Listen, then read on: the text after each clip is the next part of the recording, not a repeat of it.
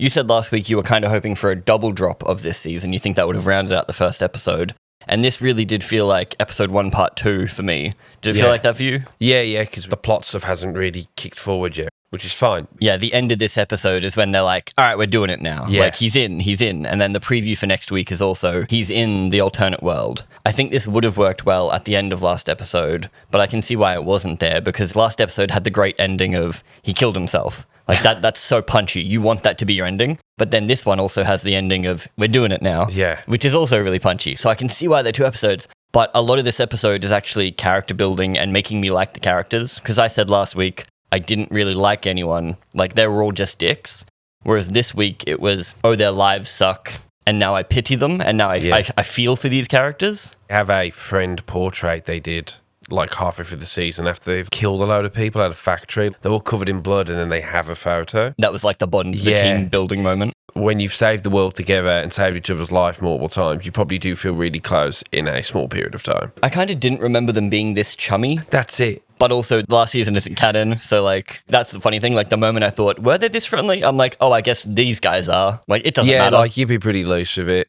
But yeah, so we've continued on, like, we're building off points they brought up last week. Like, we open on Rick Flag Sr., 8 months previously, being sworn in as the Argus leader. Well, we do kick right off where we began. He's just killed himself, and he has to deal with it the best way he knows how, which is just hide the body, like he's panicking.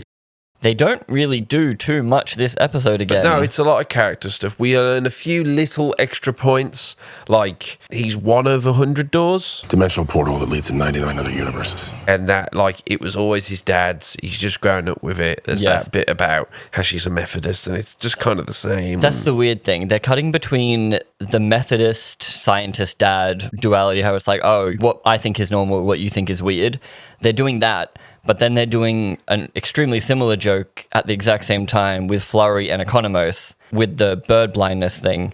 And did that miss for you? Because that bird blindness missed completely for me until the one line where he says, motherfucking duck just attacked me.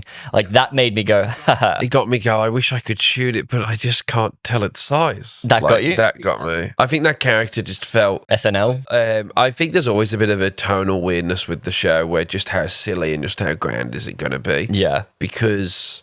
when you essentially have Harcourt in the pharmacy with a woman, assuming she's being like... DV'd. Yeah, and then you have a really interesting shot that I liked a lot, even as a small thing, where she sees the backwards of help wanted. Yeah. And she's like, oh, well, this is where I'm at. Yeah. Because the thing I'm qualified for, I can't do, so I have to make ends meet.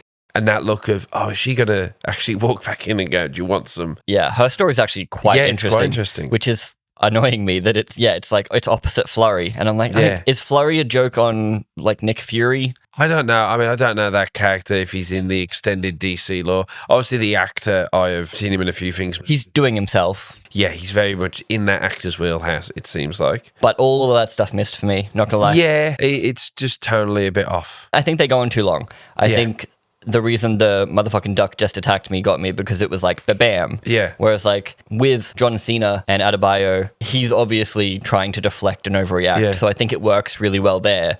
But the fact it was immediately after duck blindness, I was like, okay, we can't do the same thing twice. Yeah, and there's also a built-in relationship there with those two characters. That's what I mean by it's annoying me, that I'm like, I like this, I don't like this. Because you're introducing a character who at first you don't know what he is tonally. Is he like a badass guy watching over him? He's in charge, but he's also an idiot. And even his superior, Rick Flag's offsider, also agrees that he's an idiot and is like, don't do that. Yeah. So I'm like, what is this character? Like, yeah, then he's like calling them all pet names. Yeah. You like the idea of it. You like, I could see this being slightly executed better. A lot of things with James Gunn sometimes where I'm like, I could see why this is funny. Right, yeah. But here I am not laughing. Things that did work for me though, Vigilante. Yeah. Vigilante's very funny to me. Yeah. Like, I very much enjoy Vigilante. He's like Deadpool, but doesn't understand people and isn't as obnoxious because he is just a dumb himbo guy. And that actor just refuses to age. Well, he's the guy who fancied Hermione Granger in Harry Potter, like, and he catches the fly. Yeah, I found him really funny. Like, I'm not a pervert, I don't like sex. Well, I'm not a pervert is what I'm saying. I don't quote unquote like sex. Made me chuckle. Yeah. Very good. In terms of events, we get reinforced that Rick Flag, his personal pet project is trying to get Peacemaker back in prison, and it seems to be what Adebayo says. The thing they've got on you is that your house is spiking in rift energy or whatever the fuck they call it. And as soon as they nail you for this, it's going to throw you back in prison. And he doesn't give a shit. He just wants you in jail. We get now, because, it's fun to do it, those specific scenes from Suicide Squad are now canon. Yes. Because there's still no mention of, Starro attack, or I think in Creature Command, as they call it, whatever that island is called, incident. They call it, but they still don't mention the Starro stuff or even Harley Quinn or anything of that. The best canon bit, though, is when Rick Flag Sr. subscribes to Bergenbeard. Was there a dub of Peacemaker calling him a hero? I'm pretty sure he does in the film. I'd have to check. Okay, cool. Because, it's just the fact they cut away. And I think I'm just on edge. I'm like, what are you guys going to change? No, what are you doing? I'm pretty sure that's true. We get all our characters together for a party, and I wasn't sure who was going to this party originally, but then when it is just the group rock up, I'm like, oh yeah, this is nice. Just seeing your characters interact and like each other, I'm like, this is what I needed last episode. Yeah. Now I actually like all these people. Yes. Peacemaker and Harcourt. I did like that conversation, how it doesn't become a full-blown argument. It just becomes two people who, You can tell that they're both disappointed in the way it turned out. They're like, oh, I didn't want to argue, but now we're arguing, but I'm going to stop. Yeah. But that worked way better than last episode where they were arguing about having sex on a boat that we never saw and it was between seasons. I'm like, that was lame.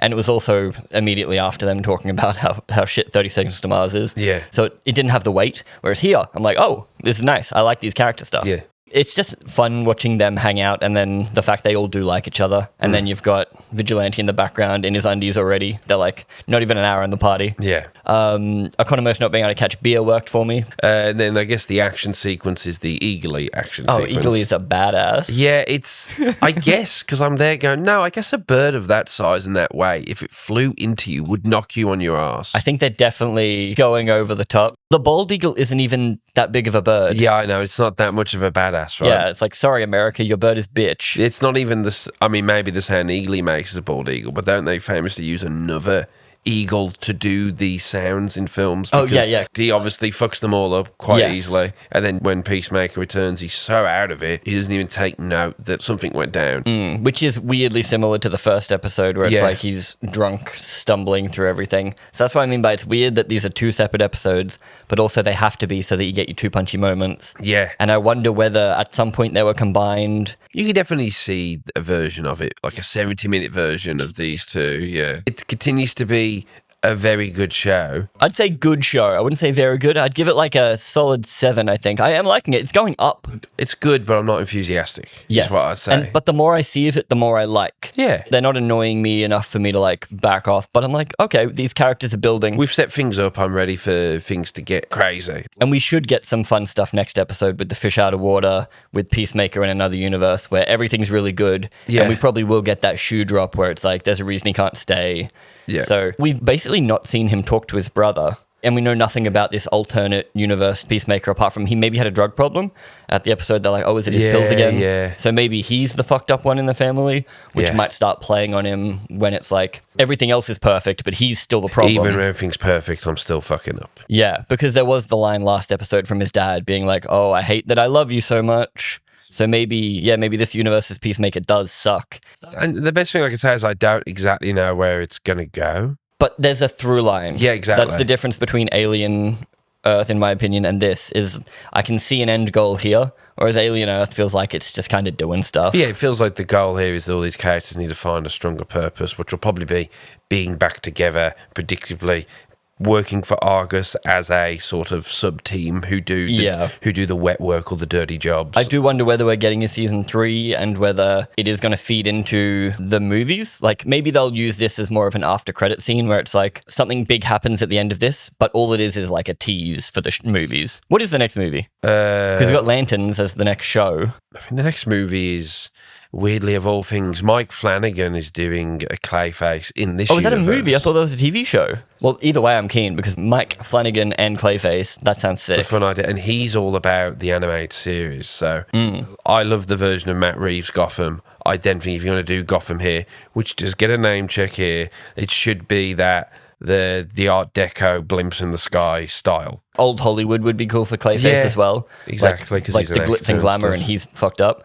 Yes, actually, before we finish off, let's go through things that I actively didn't like in a stupid, nerdy, pedantic way. Adebayo's girlfriend is like, oh, I thought we were going to move back to Gotham. No one wants to move to Gotham. Gotham is a shithole. You're either gross rich, taking advantage of the fact Gotham is a shithole, and that's why you stay there, or you're poor and you can't afford to cross the river to Metropolis. Well, that's that version, but yeah. Yeah, because Gotham is seen in Metropolis in Superman film, but I don't want them to be twin cities. It's meant to be like, I don't know how this DCU universe works, but in the comics, New York, Chicago are cities that still exist, and Gotham and Metropolis are extra cities that exist. And Gotham, I believe, is the equivalent, is like in New Jersey. It's like if New York's here, Gotham's then in New Jersey or something. My personal preference, it should just be alternate cities. Like, yeah. Washington exists, but Gotham and Metropolis need to be equivalent cities of New York and Chicago. That's fair. Because like name dropping New York, it's like, why at that point? Like, why not? Metropolis is basically New York. Yeah, like why not make it New York? Yeah, I say I don't care, but then also it's interesting to talk about. It seems event-wise, the first event of DCU that we have seen so far is the Suicide Squad. Is the death of Rick Flag. Yeah. And then Creature Commandos, because his son being killed is referenced. Peacemaker Season 1, Superman. Now this. It seems their release is almost... It's pretty much... They're doing it sequentially. Yeah, they're doing it sequentially, which is nice. Which is a good idea, and when the MCU didn't do that, it did hurt them. Like every now and then there'd be a random movie, and it would just feel wrong. Yeah. It worked in like Phase 1 when you're like, oh, Captain America's set fucking ages ago. You're like, oh, there's barely any movies. It's fine. And in the first phase, you don't have to watch them in a particular order, except Iron Man 1 and 2. But once Avengers hits, it's like, oh, it has to be linear or it's going to mess with people. Exactly. Which gets really hard when you have shows that are being produced at a different rate to the movies. But because it sounds like James Gunn's doing one, like that should solve that problem. Because, he says that radical thing of we're only going to shoot when the script is 100% ready. Cut to Avengers Doomsday. James is going one good script at a time. And then with this, seems to be to have the TV shows be fun extras, but you don't feel like you've missed out. So you aren't going to see any grand things that, Peacemaker Season 2 when you're watching Superman 2. Yes, I almost wouldn't mind if anyone booted out of the movie universe ends up doing stuff in the TV shows as their main arc, rather than giving them an arc in a TV show that matters for a movie. Where with this, it's like you're taking the side, like one of the side characters who was like maybe fourth or fifth build in that film. Yes, true, because he was only a part of Suicide Squad. It wasn't even his movie. But what did you guys think? We're happy. I'm only getting happier, so that's good. Yeah, I'm just I'm continuously pretty good about the show. This is weird, is when a show isn't outright bad, so you can't pick it apart, and then when it isn't fantastic, like, so you're not here glazing it. Yeah, I'm not glazing it, and also it's not deep enough yet. Yeah, it's not like with Severance we could pick apart and wonder what's going to happen next week. With this, it's like every scene is what it means. Yeah, it is a comic book TV show. James Gunn's not out here trying to subvert my expectations. No, exactly. And sometimes that's good. I think I'm ready for John Cena to get the helmet on and start killing people now. Yeah. There was a lot more superhero-y stuff last season. Yeah, I guess they wanted to grip you quick. I saw someone call last season superhero sci-fi. This season more like dark comedy drama. For sure, And it so far. It does feel like that, Yeah. so who knows? See where we go.